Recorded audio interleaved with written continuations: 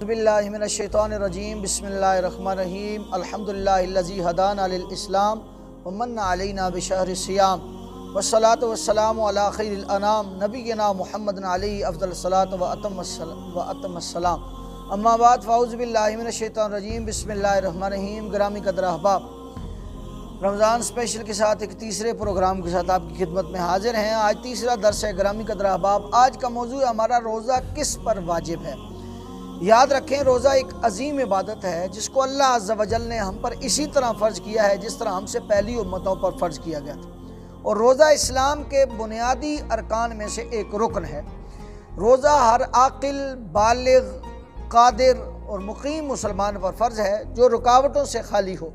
इन रुकावटों को उलमा ने शराइत का नाम दिया गया। तो ये 6 शराइत हैं। मुख्तसर ये 6 शराइत बयान करते हैं कि जो इन 6 शराइत में शामिल है, शख्स जो इन 6 शराइत पर पूरा उतरता है वो रोज़ा रखने का अहल है। गिरामी क़दर अहबाब, पहली शर्त है रोज़ा रखने के लिए मुसलमान होना। काफिर का रोज़ा सही नहीं होगा। अगर वो दिन में मुसलमान हो जाए, यानी अब रमज़ान का महीना कोई एक शख्स अगर खुश नसीब आज के दिन मुसलमान होता है, दिन को ज़ोहर के वक्त, असर के वक्त, तो जो दिन बाकी रह जाए उसको बग़ैर खाए पिए वो गुजारे और गुज़श्ता दिनों की क़ज़ा किए बग़ैर बाकी मानदा महीने के रोज़े रखने उस पर वाजिब होंगे, क्योंकि मुकल्लफ़ होने का ताल्लुक़ इल्म से है। इसीलिए जब रमज़ान के महीने से पहले आशूरा का रोज़ा फ़र्ज़ किया गया तो रसूलुल्लाह सल्लल्लाहु अलैहि वसल्लम ने एक पुकारने वाले को ये ऐलान करने का हुक्म दिया कि मन अकला फल यसुम बकियत यौमी व मन लम यकुन अकुल फल यसुम, कि यानी जो खा चुका है वो बकिया दिन का रोज़ा रख ले और जिसने खाया नहीं है वो रोज़ा रख ले। तो आप सल्लल्लाहु अलैहि वसल्लम ने उन्हें क़ज़ा का हुक्म नहीं फरमाया, यानी जब इल्म नहीं था तो आप पर जो है क़ज़ा भी लाजिम नहीं है। जब इल्म आ गया तो फिर उस इल्म पर जो है आपका अमल करना ज़रूरी है। गिरामी क़दर अहबाब, रोज़े की शराइत में से दूसरी शर्त है अक्ल, यानी मजनून पर रोज़ा नहीं है और इसका रोज़ा सही नहीं है, क्योंकि ये लोग मुकल्लफ़ नहीं है। और रसूलुल्लाह सल्लल्लाहु अलैहि वसल्लम का फरमान है, ये तिरमिज़ी शरीफ की रिवायत है, हुज़ूर ने फरमाया रुफ़िअल क़लम अन सलास, कि 3 अशख़ास से अल्लाह कलम उठा लेता है, यानी शरीयत उनसे उठ जाती है।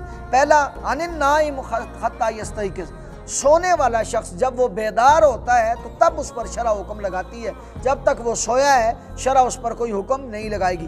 दूसरा, व अनिल मजनून हत्ता यबरा, कि वो शख्स जो पागल हो वो होश व हवास में आने तक जो है उस पर शरीयत कोई हुक्म नहीं लगाएगी। और तीसरा फरमाया व अनिस्से भी हत्ता याक़िल, कि बच्चा जब तक वो आकिल ना हो जाए, बालिग ना हो जाए, तो बलूगत जो है ये रोज़े के लिए शर्त है और अक्ल जो है ये भी रोज़े के लिए गिरामी क़दर अहबाब शर्त है। और मजनून का हुक्म में वो उम्र रसीदा शख्स भी शामिल है कि जो अपने होश और हवास खो बैठा हो और जो है वो अपने होश और हवास में ना रहता हो, चुनांचा उस पर ना ही रोज़ा वाजिब है और ना ही उस पर जो है उस रोज़े का कफ़ारा और फ़िदिया जो है देना लाजिम है। गिरामी क़दर अहबाब, तीसरी शर्त है बुलूगत, चुनांचा बच्चे पर रोज़ा फ़र्ज़ नहीं है, लेकिन अगर उसको मुशक्क़त ना हो और रोज़ा की आदत डालने के लिए जो है उसको रोज़ा रखवाना चाहें तो आप ऐसा कर सकते हैं। सहाबा इकराम अपने बच्चों को रोज़ा रखवाते थे, लेकिन जो है वो यहाँ तक कि उनका बच्चा अगर रोता था तो उसको खिलौना दे देते थे और वो सूरज डूबने तक उससे बहलता रहता, या फिर वो बच्चे को इस्तिताअत के मुताबिक रोज़ा रखवाते, यानी फ़र्ज़ कीजिए फजर के वक्त रखवाते, ज़ोहर के वक्त उसको इफ्तार करवा देते, या फजर के वक्त रखवाते जहाँ तक उसकी कैपेसिटी होती और जहाँ तक जो है वो रोज़ा रख सकता तसल्ली से, उसको जो है उतना रोज़ा रखवाते ताकि बच्चे को रोज़ा रखने की आदत हो जाए। गिरामी क़दर अहबाब, रोज़े की चौथी शर्त है कि रोज़े की इस्तिताअत होना, यानी अगर कोई शख्स मजबूर ना हो और वो रोज़ा न रख सकता हो तो शरीयत जो है उसको मजबूर नहीं करेगी रोज़ा रखने पर। गिरामी क़दर अहबाब, इस्तिताअत न रखने वाले अशख़ास की 2 किस्में हैं। पहली किस्म है कि ऐसे लोग कि जिनकी मजबूरी दायमी है, यानी वो उम्र रसीदा शख्स कि जो रोज़ा रखने की ताकत नहीं रखते और उन्हें ये यकीन है कि इसके बाद भी ताकत रोज़ा रखने की नहीं आएगी, तो ये लोग रोज़े ना रख कर महीने के दिनों के हिसाब से जो है वो हर रोज़े के बदले एक मिस्कीन को खाना खिलाएं। अल्लाह ताला ने कुरान मजीद में इरशाद फरमाया कि वअलल्लज़ीना युतीक़ूनहु फ़िदयतुन ताअमु मिस्कीन, कि उनकी ताकत ना जो है उसकी ताकत रखने वाले फ़िदिया में एक मिस्कीन को खाना खिला दें। गिरामी क़दर अहबाब, खाना खिलाने के 2 तरीके हैं। एक, या तो आप कच्चा अनाज खरीद के दे दें, या तो आप जो है वो पका कर खिला दें। دونوں طریقے درست ہیں۔ گرامی قدر احباب، دوسری قسم مریضوں کی یہ ہے کہ وہ مریض جن کی شفا اور تندرستی کی ان کو یقین ہو۔ اب اس کی کئی صورتیں ہیں، ایک کہ اس کو روزے سے کوئی مشقت نہ ہو، نہ ہی اس کی بیماری کی حالت میں روزہ رکھنے سے اس کو نقصان پہنچے، تو ایسے شخص پر روزہ رکھنا واجب ہے۔ اور دوسرا جو ہے اس کو روزے سے مشقت ہوتی ہو لیکن بیماری کی حالت میں روزہ رکھنے سے اس کو جو ہے وہ نقصان نہیں پہنچتا، تو اس کا روزہ رکھنا مکروہ ہے۔ اور تیسرا کہ اس کو روزے سے مشقت ہوتی ہے اور بیماری کی حالت میں روزہ رکھنے سے اس کو نقصان ہوتا ہے، تو ایسے شخص کے لیے روزہ رکھنا حرام ہے۔ یعنی اور آسان کر دوں، اگر آپ کو بیماری تکلیف نہیں دیتی، آپ ہیں بیمار لیکن بیماری تکلیف نہیں دیتی روزہ رکھنے سے، تو آپ پر روزہ رکھنا واجب ہے۔ لیکن اگر جو ہے آپ کو اگر بیماری تکلیف دیتی ہے اور آپ جان بوجھ کر روزہ رکھتے ہیں، تو پھر جو ہے آپ پر روزہ رکھنا حرام ہے۔ یاد رکھیں، یہ اکثر جو دل کے مریض لوگ ہوتے ہیں یا شوگر کے مریض لوگ جو ہے، ان کو ڈاکٹر جو ہے سجیسٹ کرتے ہیں کہ آپ روزہ نہ رکھیں، لیکن یہ جان بوجھ کر روزہ رکھتے ہیں۔ اگر خدا نہ خواستہ یہ اس حالت میں مر جاتے ہیں تو یہ خودکشی کی ایک صورت ہوگی۔ بھائی ڈاکٹر نے آپ کو منع کیا، شریعت نے آپ کو چھوٹ دی، تو آپ جو ہے اس روزے کو جو ہے وہ اپنے ساتھ جو ہے وہ اپنے اوپر جو ہے وہ بوجھ کیوں تصور کرتے ہیں؟ حالانکہ اسلام میں سختی نہیں ہے۔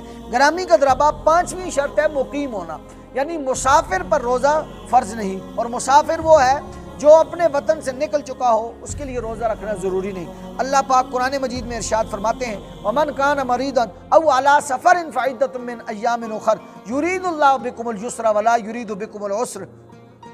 اس آیت کریمہ میں، یہ سورہ بقرہ کی آیت کریمہ نمبر 185 ہے، اللہ عز و جل فرماتے ہیں جو بیمار ہو یا مسافر ہو اسے دوسرے دنوں میں یہ گنتی پوری کرنی چاہیے، اور اللہ تعالیٰ کا تمہارے لیے یہ ارادہ آسانی کا ہے، سختی کا نہیں ہے۔ لیکن مسافر کے حق میں بہتر ہے کہ جس میں اس کو آسانی ہو اس پر عمل کرے۔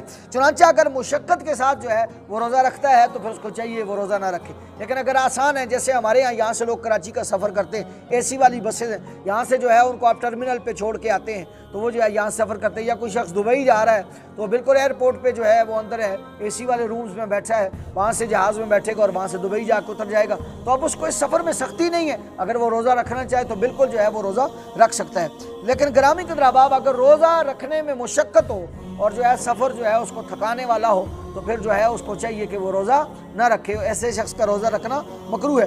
اگر مشقت زیادہ ہو، جان جانے کا خطرہ بھی ہو سکتا ہے، وہی بیماری والی حالت ہے، تو ایسے شخص کا روزہ رکھنا حرام ہے اور اس پر روزہ چھوڑنا جو ہے وہ فرض ہے، کیونکہ حضرت جابر رضی اللہ تعالیٰ فرماتے ہیں کہ رسول اللہ نے فتح مکہ کے سال روزہ کی حالت میں سفر کیا، یہاں تک کہ قرہ الغنیم میں حضور صلی اللہ علیہ وسلم پہنچ گئے۔ رسول اللہ لوگوں کے ساتھ جو ہے وہ پیدل تھے اور جو ہے کچھ لوگ سواریوں پر سفر کر رہے تھے۔ یہ رمضان کا واقعہ ہے۔ آپ صلی اللہ علیہ وآلہ وسلم سے عرض کیا گیا کہ یا رسول اللہ، کچھ لوگوں کے لیے روزہ رکھنا مشکل ہو گیا ہے، تو وہ آپ کے منتظر ہیں کہ آپ کیا کرتے ہیں، جو آپ کریں گے وہ وہی کریں گے۔ تو رسول اللہ نے ایک پانی کا پیالہ منگوایا اور اس کو نوش فرمایا۔ اس حدیث کو یاد رکھیں، مسلم شریف کے اندر جو ہے نقل کیا گیا ہے۔ تو حضور علیہ السلام نے اس کو پیا، اور پھر جو ہے کچھ لوگوں نے جو ہے وہ سختی کے ساتھ تکلیف سہ کر جو ہے پریشانی میں روزہ پورا کیا۔ تو حضور علیہ السلام کو بتایا گیا کہ یا رسول اللہ، یہ وہ لوگ ہیں، کچھ لوگ جو آپ کی امت میں کہ انہوں نے روزہ آج بھی جو ہے وہ تکلیف اور آزمائش برداشت کر کے روزہ رکھا ہے۔ تو حضور نے فرمایا یہ لوگ نافرمان ہیں، یعنی اللہ کی دی گئی سہولت کو جو ہے انہوں نے ٹھکرایا ہے۔ تو گرامی قدر احباب، یہ تھی 5 شرطیں۔ چھٹی شرط روزے کی یہ ہے کہ روزہ تمام رکاوٹوں سے خالی ہو۔ یہ عورتوں کے لیے خاص ہے۔ رکاوٹیں خاص کیا ہے؟ حیض یا نفاس ہے۔ یاد رکھیں، حیض جو ہوتا ہے، جو عورت کو ماہواری میں جو ہے وہ بیمار ہوتی ہے، ماں بہن بیٹی، وہ مہینے بعد جو ہے وہ بیمار ہوتی ہے۔ اور نفاس یہ ہے کہ بچے کی ولادت ہو، کسی خوش نصیب کو جو ہے اللہ اولاد دے، تو اس کے بعد وہ جو 40 روز تک جو ہے وہ پاکی اور طہر کی جو ہے وہ انتظاری میں رہتی ہے، تو وہ نفاس کا جو ہے ڈیوریشن اور ٹائم ہوتا ہے۔ تو گرامی قدر احباب، عورت جو ہے اس سے پاک جو ہے ہونی چاہیے۔ گرامی قدر احباب، حضرت عائشہ فرماتی ہیں کہ جب ہمیں یہ مرض یعنی حیض لاحق ہوتا تھا تو ہمیں روزے کی قضا کا حکم دیا جاتا تھا، لیکن نماز کی قضا کا حکم نہیں دیا جاتا تھا۔ تو خالق کائنات سے دعا ہے کہ اللہ ان 6 شرائط کے مطابق ہمیں جو ہے وہ پورا اترنے کی توفیق عطا فرمائے، اور خالق کائنات رمضان کے روزوں کو میرے اور آپ کے لیے جو ہے بخت آور فرمائے، اور اللہ اس مہینے کے اندر میری اور آپ کی بخشش اور مغفرت فرمائے۔ اور گرامی قدر احباب، آخر میں آپ کو اگر یہ ویڈیو کرامت لگی ہے تو ہمارے بیل آئیکن پہ کلک کیجئے، چینل کو سبسکرائب کیجئے، احباب کو مشورہ دیجئے تاکہ وہ بھی جو ہے اس خدمت دین متین سے جو ہے وہ مستفید ہو سکیں اور اپنی اصلاح کر سکیں۔ اللہ آپ کا حامی و ناصر ہو۔ السلام علیکم ورحمۃ اللہ وبرکاتہ۔